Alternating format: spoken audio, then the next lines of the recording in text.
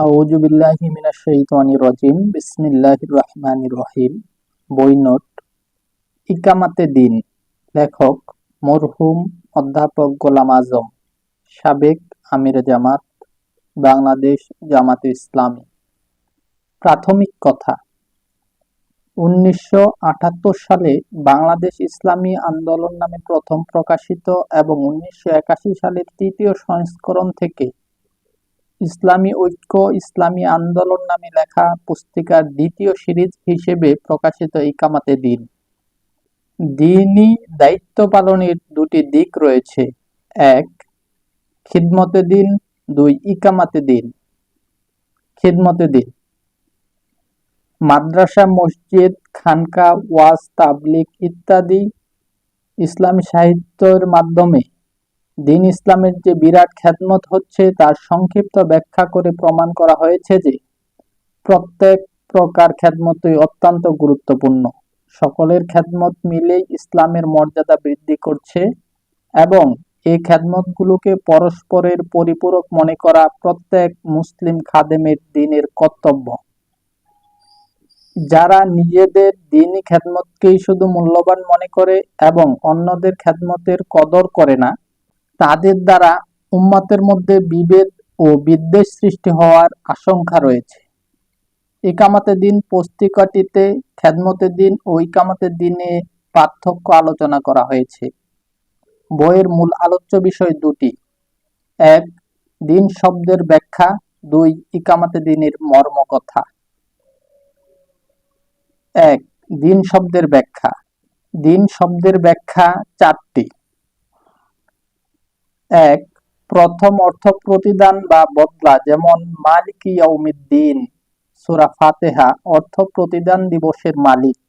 দুই, আনুগত্য, যেমন আল্লাহর প্রতি আনুগত্যকে নিরঙ্কুশ খাস করে তার দায়িত্ব আঞ্জাম দেওয়া, সূরা আজ-জুমার ২ নম্বর আয়াত। তৃতীয়, আনুগত্যের বিধান বা পদ্ধতি, যেমন নিশ্চয়ই আল্লাহর নিকট একমাত্র ইসলামই আনুগত্যের বিধান, জীবন বিধান, সূরা আল ইমরানের ১৯ নম্বর আয়াত। চতুর্থ অর্থ, আইন, রাষ্ট্র, সমাজ ব্যবস্থা, যেমন ফিরআউন বলল, আমাকে ছাড়ো, আমি মূসাকে হত্যা করব। সে তার রবকে ডেকে দেখুক, আমি আশঙ্কা করি যে সে তোমাদের আইন ও রাষ্ট্র ব্যবস্থা বদলিয়ে দেবে অথবা অন্ততপক্ষে দেশে বিশৃঙ্খলা সৃষ্টি করবে, সূরা আল মুমিন ২৬ নম্বর আয়াত। দ্বীনের ব্যাপকতা। আল্লাহর আনুগত্যের যে বিধান হিসেবে দ্বীন ইসলামকে পাঠানো হয়েছে তা মানব জীবনের সকল দিক ও বিভাগের জন্যই তৈরি করা হয়েছে। ব্যক্তি, পরিবার, রাষ্ট্র, সমাজ ও আন্তর্জাতিক সব বিষয়ে যাতে মানুষ একমাত্র আল্লাহর সঠিক আনুগত্য করতে পারে, সে উদ্দেশ্যে আল্লাহ পাক স্বয়ং ইসলামী জীবন বিধান রচনা করেছেন। সব দেশ, সব কাল ও সব জাতির উপযোগী জীবন বিধান রচনার ক্ষমতা আল্লাহ ছাড়া আর কারো হাতেই হতে পারে না। রাসূল সাল্লাল্লাহু আলাইহি সাল্লামের জীবনই দ্বীন ইসলামের বাস্তব নমুনা। তোমাদের মধ্যে যারা আল্লাহর সন্তুষ্টি ও শেষ দিনের মুক্তির আশঙ্কা করে তাদের জন্য রাসূল সাল্লাল্লাহু আলাইহি সাল্লামের মধ্যে সুন্দরতম আদর্শ রয়েছে, সূরা আল আহজাবের ২১ নম্বর আয়াত। দ্বীন ইসলাম কতটা ব্যাপক তা শেষ নবী সাল্লাল্লাহু আলাইহি সাল্লামের বাস্তব জীবন থেকে পরিষ্কার বোঝা যায়। তিনি আল্লাহর রাসূল হিসেবেই সব কাজ করতেন। রাসূল সাল্লাল্লাহু আলাইহি সাল্লামের গোটা জীবনটাই ইসলামী জীবন ও আল্লাহর দ্বীন বা আল্লাহর আনুগত্যের মাধ্যমে শামিল। এক দল ধর্মনিরপেক্ষ রাজনীতিতে বিশ্বাসী আর অন্য দল রাজনীতি নিরপেক্ষ ধর্মে বিশ্বাসী। রাসূল সাল্লাল্লাহু আলাইহি সাল্লাম এর আনীত দ্বীন ইসলামের দৃষ্টিতে উভয় দলই ভুল পথে আছেন। ইকামাতে দ্বীনের মর্ম। ইকামাত শব্দের সহজ অর্থ হচ্ছে কায়েম করা, চালু করা, খাড়া করা, অস্তিত্বে আনা, প্রতিষ্ঠিত করা ইত্যাদি। ইকামাতে দ্বীন এমন একটি পরিভাষা যার অর্থ বাংলায় বিভিন্নভাবে প্রকাশ করা যায়। আল্লাহর দ্বীন কায়েম করা বা দ্বীন ইসলাম কায়েম করা বলেন এর সহজ তর্জমা হতে পারে তোমরা পূর্ণরূপে ইসলাম গ্রহণ করো এবং শয়তানের পদাঙ্ক অনুসরণ করো না। সূরা আল বাকারার 208 নম্বর আয়াত। বাংলাদেশে দ্বীনে হকের অবস্থা। দ্বীনে হক বাংলাদেশে ততটুকুই বেঁচে আছে যতটুকু দ্বীনে বাতিল অনুমতি দিয়েছেন। ইসলাম এ দেশে ওই পরিমাণই টিকে আছে যেটুকু বাতিল বাধা দেয় না। ইসলাম পূর্ণাঙ্গ একমাত্র জীবন বিধান। ইসলামকে যদি বিরাট একটি দালানের সঙ্গে তুলনা করা হয় তাহলে কালেমা, নামাজ, রোজা, হজ ও যাকাত সে বিরাট বিল্ডিং এর ভিত্তি মাত্র। বাংলাদেশে ইসলামের গোটা বিল্ডিং এর মতো কোনো অস্তিত্বই নেই, শুধু ভিত্তিটুকুর অবস্থানই করুণ। দ্বীনে হক কায়েম হলে বাতিলের অবস্থা কি হয়? যেখানে দ্বীনে বাতিল কায়েম আছে সেখানে যেমন দ্বীনে হক বাতিলের অধীনে হয়ে থাকতে বাধ্য হয়, তেমনি দ্বীনে হক কায়েম হলে বাতিলকেই হকের অধীন হতে হয়। আল্লাহ পাক বাতিলকে খতম করার হুকুম দেননি, তিনি হককে বিজয়ী করার নির্দেশ দিয়েছেন। দ্বীনে হক কায়েম হলে বাতিল ধর্ম খতম হয়ে যাবে না। যারা অন্য ধর্ম পালন করতে চায় তাদেরকে বাধা দেওয়া যাবে না। মন্দির, গির্জা ইত্যাদির হেফাজত করতে হবে, কারণ ধর্মের উপর শক্তি প্রয়োগ কোরআনে নিষেধ। ইকামাতে দ্বীনের দায়িত্ব। আল্লাহ পাক এ দায়িত্ব নিয়েই রাসূল সাল্লাল্লাহু আলাইহি সাল্লামকে পাঠিয়েছেন। তিনি সেই সত্তা যিনি তার রাসূলকে হেদায়েত ও একমাত্র হক দ্বীন দিয়ে পাঠিয়েছেন, যেন সে দ্বীনকে আর সব দ্বীনের উপর বিজয়ী করেন। সূরা আত-তাওবা 33 নম্বর আয়াত, সূরা আল ফাতহ 28 নম্বর, সূরা সফ 9 নম্বর আয়াত। রাসূলের দায়িত্ব পালনে পূর্ণভাবে শরীক হওয়া ঈমানের অপরিহার্য দাবি। ইকামাতে দ্বীনের দায়িত্ব প্রত্যেক মুসলিমেরই। ইকামাতে দ্বীনের দায়িত্ব ফরজিয়া ইকামাতে দ্বীন প্রত্যেক মুসলিমের উপর ফরজ। রাসূল সাল্লাল্লাহু আলাইহি সাল্লাম কি দায়িত্বের অতিরিক্ত কাজ করেছেন? ইসলামী রাষ্ট্র কায়েম করা, এ রাষ্ট্রকে রক্ষা করার জন্য যুদ্ধ করা, এ রাষ্ট্র পরিচালনার জন্য সরকার গঠন করা, দেশের প্রচলিত আইনের বদলে কোরআনের আইন চালু করা, ইনসাফপূর্ণ বিচার ব্যবস্থা কায়েম। আল্লাহর রাসূলই হচ্ছেন দ্বীন ইসলামের আদর্শ। এসব কাজ যদি তিনি দ্বীনের দায়িত্ব হিসেবে নিজেই করে থাকেন তাহলে এগুলোর গুরুত্বকে অবহেলা করলে দ্বীনদারির ক্ষতি হবে কিনা? বিস্ময়ের বিষয় যে দ্বীনদারির দোহাই দিয়েই দ্বীনের সব দায়িত্বকে অগ্রাহ্য করা হয়। বাতিলকে পরাজিত করে দ্বীনে হককে বিজয়ী করার দ্বীনি দায়িত্বেই যে আসল কাজ এবং সে কাজের যোগ্য হওয়ার জন্যই যে নামাজ, রোজা, জিকির ইত্যাদির দরকার। যদি দ্বীনদার লোকেরাই সে কথা না বুঝে তাহলে দ্বীন ইসলামকে বিজয়ী করার দায়িত্ব কারা পালন করবে? ইকামাতে দ্বীনের দায়িত্ব অমুক বড় আলিম পালন করেনি বলে আমিও পালন করা থেকে বিরত থাকব, এ খোরা যুক্তি কিয়ামতের ময়দানে কোনো কাজে আসবে না। ইসলামী আন্দোলনের চিরন্তন কর্মপদ্ধতি। দুনিয়ার যে কোনো আদর্শ কায়েমের এটাই একমাত্র স্বাভাবিক কর্মপদ্ধতি। এর সংক্ষিপ্ত বিবরণ নিম্নে দেওয়া হলো। 1. আদর্শ কায়েমের জন্য একদল নেতা ও কর্মী বাহিনী তৈরি হওয়া প্রয়োজন। 2. যোগ্য নেতা ও কর্মী দল আসমান থেকে নাজিল হয় না, মানব সমাজ থেকে এদেরকে সুসংগঠিত করে গড়ে তুলতে হয়। 3. ইসলামী আন্দোলনের কর্মীদের সাথে কায়েমি স্বার্থের এ সংঘর্ষ প্রত্যেক নবীর জীবনেই দেখা গেছে। 4. আন্দোলনের যোগ্য নেতৃত্ব ও কর্মী বাহিনী তৈরির এ চিরন্তন পদ্ধতি অবশ্যই সময় সাপেক্ষ। 5. ব্যক্তি গঠনের এ পর্যায় অতিক্রম করার পরই সমাজ গঠনের সুযোগ হতে পারে। 6. ইসলামের খেদমত ও ইসলামী আন্দোলনের সুস্পষ্ট পার্থক্য রয়েছে। 7. ইসলামী আন্দোলনের সংগঠিত কর্মপদ্ধতি ও কর্মসূচি নিয়ে দীর্ঘ সংগ্রাম যুগ অতিক্রম করা সত্ত্বেও ইসলাম কায়েমের যোগ্য নেতৃত্ব ও কর্মী দল সৃষ্টি করতে সক্ষম হলেও শেষ পর্যন্ত বিজয়ের যুগ নাও আসতে পারে। ইসলামী আন্দোলন ও ক্যাডার পদ্ধতি।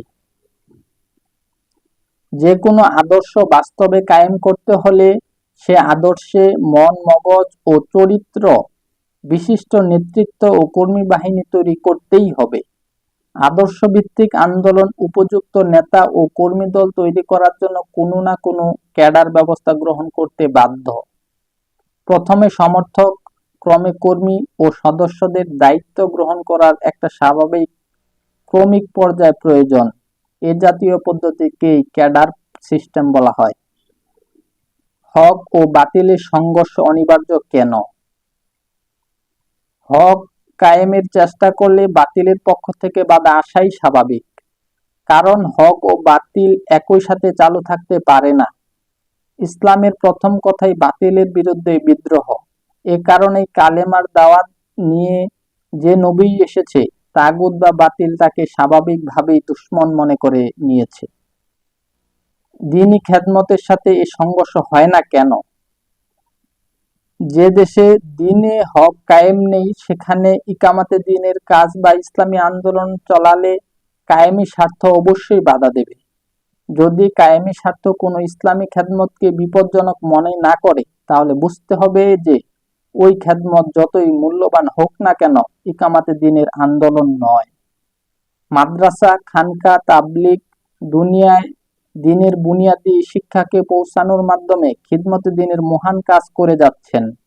মাদ্রাসা, তাবলিগ ও খানকা সহ অন্যান্য খেদমতে দ্বীনের সাথে বাতিল শক্তির সংঘর্ষ হয় না, কারণ তাদের পদ্ধতির মধ্যে বাতিলের উৎখাতের কোনো কর্মসূচি নেই।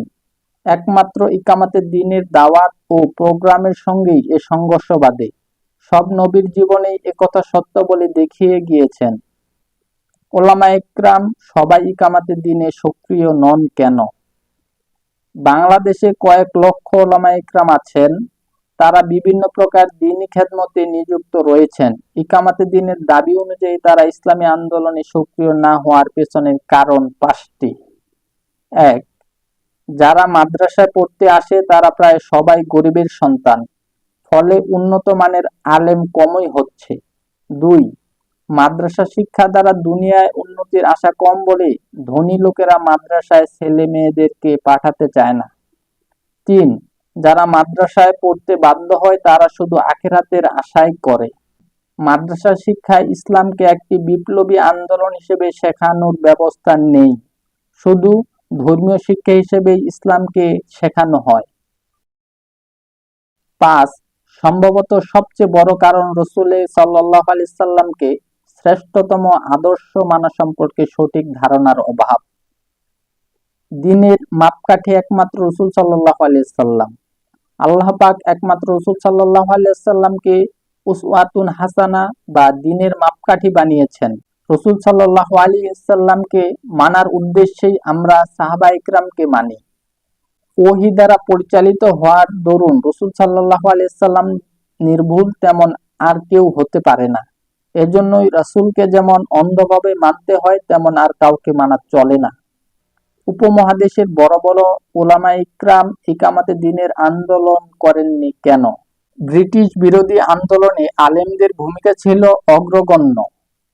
1831 সালে বালাকোট পরাজয়ের পর থেকে ভারত স্বাধীনতা আন্দোলনের তখনকার রাজনৈতিক পরিবেশে ওলামায়ে হিন্দের নিকট ইংরেজ থেকে আজাদি হাসিলই প্রধান উদ্দেশ্য ছিল, আর মুসলিমগণ পন্থী ওলামাদের নিকট দেশ ভাগ করে স্বাধীন মুসলিম দেশ কায়েমই আসল লক্ষ্য ছিল। এ দুটি উদ্দেশ্য হাসিলের জন্য নিজের নেতৃত্ব দেওয়ার মতো পজিশন তাদের ছিল না। ইকামাতে দ্বীনের দাওয়াত ও কর্মসূচি নিয়ে এদেশে ইসলামী রাষ্ট্র পরিণত করার আন্দোলন করাই যে দ্বীনের দাবি, তা উপলব্ধির অভাব। জামায়াতবদ্ধ প্রচেষ্টার গুরুত্ব। ইকামাতে দ্বীনের কাজ কারো পক্ষে একা করা কিছুতেই সম্ভব নয়। এমনকি শত যোগ্যতা সত্ত্বেও কোনো নবী একা দ্বীনকে বিজয়ী করতে পারেনি। অবশ্য প্রথমে নবীকে একা শুরু করতে হয়েছে। সফরের সময় দুজন একসাথে সফর করলেও একজনকে আমির মেনে জামায়াতে শৃঙ্খলা মতো চলার জন্য রাসূল সাল্লাল্লাহু আলাইহি সাল্লাম নির্দেশ দিয়েছেন। জামাত ছাড়া ইসলামী জিন্দেগি সম্ভব নয় এবং আমির ছাড়া এ জামাত হতে পারে না। ইকামাতে দ্বীনের উদ্দেশ্যে গঠিত জামাতের বৈশিষ্ট্য। প্রত্যেক সংগঠন, জামাত বা প্রতিষ্ঠানের নির্দিষ্ট উদ্দেশ্য থাকে। স্বাভাবিকভাবে ওই উদ্দেশ্যই সেখানে লোক তৈরি করার পরিকল্পনা থাকে। ইকামাতে দ্বীনের জন্য গঠিত জামাতের কয়েকটি বৈশিষ্ট্য রয়েছে। ১. ইসলাম যতটা ব্যাপক এ জামাতের দাওয়াত ততটা ব্যাপক হবে। ২. এ জামাত ইসলামের পূর্ণাঙ্গ শিক্ষাকে মানব সমাজের নিকট তুলে ধরার চেষ্টা করবে। ৩. পূর্ণ দ্বীন ইসলামকে বিজয়ী করার উদ্দেশ্যে মানুষকে এ সংগঠনে শামিল করার চেষ্টা করবে। ৪.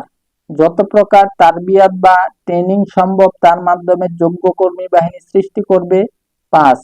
বাতিল নেজাম বা দ্বীনে বাতিল এ জাতীয় আয়োজনকে তাদের জন্য বিপজ্জনক মনে করে তার অগ্রগতি রোধ করার জন্য সর্বশক্তি দিয়ে চেষ্টা করবে। ৬. বাতিল শক্তি ও কায়েমি স্বার্থের এ বিরোধিতা ইসলামী আন্দোলনের পক্ষে অত্যন্ত উপকারী হয়। ৭. এ জাতীয় সংগঠনের কেউ নেতা হবার চেষ্টা করে না, বরং নেতার যোগ্যতা সম্পন্ন লোককে নেতৃত্ব গ্রহণ করার জন্য অনুরোধ করা হয়। ৮. ইকামাতে দ্বীনের উদ্দেশ্যে গঠিত জামাতের নিকট ইসলামী আদর্শই আসল আকর্ষণ। মানুষকে আদর্শের দিকে আকৃষ্ট করাই এর বৈশিষ্ট্য। বাংলাদেশে এ জাতীয় জামাত আছে কি? পূর্ণাঙ্গ জামাত না পাওয়ায় অজুহাতে ইকামাতে দ্বীনের কাজ না করলে আল্লাহর নিকট জবাবদিহি করতে হবে। আল্লাহ পাক আমাকে যতটুকু জ্ঞান, বুদ্ধি ও বিবেক দিয়েছেন তাতে ইকামাতের উদ্দেশ্যে জামাতে ইসলামীর চেয়ে উন্নত কোনো জামাত আমি পাইনি। আল্লাহর দ্বীনকে এ দেশে কায়েম করার জন্য যদি জামাতে ইসলামীর চেয়ে আরো উন্নত কোনো সংগঠন আমি পাই, এ জামাত ছেড়ে ওই সংগঠনে যোগদান করা ফরজ মনে করব। জামাতে ইসলামী ও মাওলানা মওদুদী রহমাতুল্লাহ আলাই বর্তমান জামাতে ইসলামীর সাথে মরহুমের সম্পর্ক। ১. মাওলানা সাইয়্যেদ আবুল আলা মওদুদী রহমাতুল্লাহ আলাই আজীবন এ কথার উপর জোর দিয়েছেন যে আল্লাহর রাসূল সাল্লাল্লাহু আলাইহি সাল্লাম ছাড়া আর কোনো ব্যক্তিকে অন্ধভাবে মানা উচিত নয়। ২. এ জামাতে আহলে সুন্নাহ আল জামাতের যে কোনো মাযহাবের লোক শামিল হতে পারে। ৩. জামাতের সবারই ইসলাম সম্পর্কে অতীত ও বর্তমান সকল লেখকের বই থেকে স্বাধীনভাবে মতামত গ্রহণ করার পূর্ণ স্বাধীনতা রয়েছে। মাওলানা মওদুদী রহমাতুল্লাহ আলাই চিন্তার স্বাধীনতার উপর এত গুরুত্ব দিয়েছেন বলেই তাকে অন্ধভাবে অনুসরণের কোনো আশঙ্কা নেই। ৪. জামাতে ইসলামী মাওলানা মওদুদী রহমাতুল্লাহ আলাইকে ফিকহ বা আকায়েদের ইমাম মনে করে না। ৫. আরব দুনিয়া সহ বিশ্বের অনেক দেশের বড় বড় ইসলামী চিন্তাবিদ ও ওলামায়ে কেরাম মাওলানা মওদুদী রহমাতুল্লাহ আলাইকে এ যুগের শ্রেষ্ঠতম ইসলামী চিন্তাবিদ বলে স্বীকৃতি দিয়েছেন। জামাত বিরোধী ফতোয়া। জামাতে ইসলামীর বিরুদ্ধে যারা ফতোয়া দেন ও প্রচার করেন, জামাত তাদের সাথে ঝগড়ায় লিপ্ত হয়ে সময় নষ্ট করে না। জামাত তাদের দ্বীনী খেদমতকে স্বীকার করে এবং তাদের বিরুদ্ধে কোনো বিদ্বেষ পোষণ করে না। দেশ দ্বীনে হক ও দ্বীনে বাতিলের যে সংঘর্ষ চলছে তাতে অবশ্য ওইসব ফতোয়া বাতিলের পক্ষে লাগাচ্ছে। তবুও জামাত তাদের বিরোধী শক্তি বলে মনে করে না। তাদের সাথে জামাতের কোনো লড়াই নেই। জামাতে ইসলামীকে সংশোধন করার নিয়তে আলেমগণ যে কোনো ধরনের ভুল ত্রুটি ধরিয়ে দিলে জামাত তাদের এই মহান খেদমতের জন্য শুকরিয়া জানাবে। মাওলানা মওদুদী রহমাতুল্লাহ আলাই বিরোধী ফতোয়া। মাওলানা মওদুদী রহমাতুল্লাহ আলাই ছোট বড় শতাধিক বই লিখেছেন। যিনি এত কিছু লিখেছেন তার লেখায় কোনো ভুল ত্রুটি থাকা অস্বাভাবিক নয়, কিন্তু কিছু সংখ্যক ব্যক্তি তার বিভিন্ন লেখা থেকে উদ্ধৃতি নিয়ে বিকৃত ব্যাখ্যা করেছেন। লেখকের মূল বক্তব্যের সাথে আলোচনার কোনো মিল নেই। যারা জ্ঞান চর্চায় নিয়োজিত তারা যুক্তি প্রমাণের ভিত্তিতে তার লেখার সমালোচনা করলে দ্বীনের অবশ্যই উপকার ও খেদমত হবে। দুনিয়ার বড় বড় ওলামা ও ইসলামী চিন্তাবিদ মাওলানা মওদুদী রহমাতুল্লাহ আলাইকে বর্তমান বিশ্বের অন্যতম শ্রেষ্ঠ আলেম ও ইসলামের মহান বিশেষজ্ঞ বলে স্বীকার করেছেন। সর্বশেষ লেখকের কিছু অনুরোধ আছে। ১. মাওলানা ও মাশায়েখ একরাম খেদমতে ওলামা একরাম ও মাশায়েখে এজাম হলেন নবীদের ওয়ারিস। 2. অগণিত আধুনিক শিক্ষিত লোকের পক্ষে ইসলামের আইন ও আমল সম্বন্ধে শিক্ষা পেতে হলে ওলামা মাশায়েখের সাহায্য ছাড়া উপায় নেই। 3. সকল হক্কানি ওলামা ও মাশায়েখের খেদমতে আরজ মাওলানা মওদুদী রাহমাতুল্লাহ আলাইহির তাফহিমুল কোরআন, রাসায়েল ও মাসায়েল নামক পুস্তকগুলো পড়ে দেখুন। শুধু অন্যদের মন্তব্য শুনেই সিদ্ধান্ত না নিয়ে নিজে দেখে ফয়সালা করুন। সাদাকাল্লাহুল আলিয়্যুল আযীম।